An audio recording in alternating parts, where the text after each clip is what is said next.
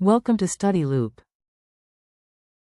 Let's do this chemistry problem, and before I get started, I recommend that you pause the video, do the question yourselves, and come back to see if you got it right or not. So let's start with what we're given in the question. We're given that there is steam, right? And then there is water. And we're given 0.522 grams of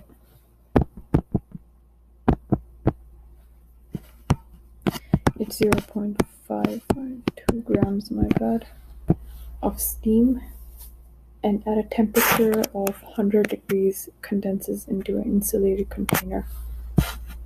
So at 100 degrees it condenses, and then it's in an insulating container holding 4.25 grams of water at 5 degrees. Right. So we have steam with a mass at a temperature, condenses in an insulated container holding a certain mass of water at a certain temperature. And assuming that no heat is lost to the surroundings, what is the final temperature? So we want to find TF, so that means like temperature, the final temperature. So there are some certain formulas and constants that we need before we get started. So I'm going to write that in the corner over here. We are going to use the equation Q equals mc delta T, change in temperature, right? We rearrange that to make delta T the subject. And a constant we need is the energy of vaporization.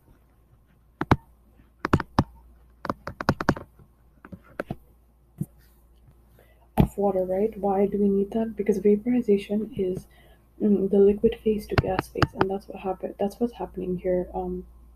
We see there is steam, which is a gas, and then liquid is the water, right? And the constant for that, the vaporization for water is 40.7 kilojoules per mole. And the C for water, so this constant over here is 4.18. I think most of us know about it. And it has these units. These units are very important. So now that we know this, we can probably get started. So let's calculate, using the Q equals mc delta T equation, we can calculate the energy for steam, right? So that's going to be the mass, 0.552, and then you times that by the... Actually, one important step that we should do before that, my bad, is find the mole for water and then find the energy for vaporization, right? The energy that it takes for steam to vaporize. So it would look something like this: Q equals N times, right? So we'd use the mass 0.5, and you can divide that by the molar mass of water, which you can find in the periodic table to be, right? And then you can multiply that by the constant that we recognized before, the energy of vaporization, which is 14.7, and that should leave you with 1.248 kilojoules using a calculator. Now that we got that, we can use this formula here to find delta T, and we can substitute this into here, right? So let's do that.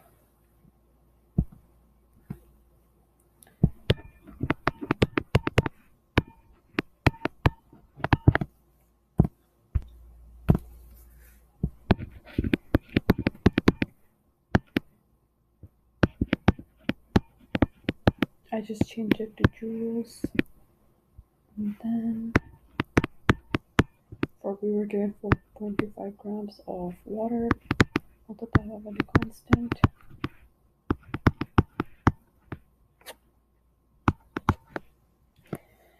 And we should get delta T to be 70.25 using the calculator.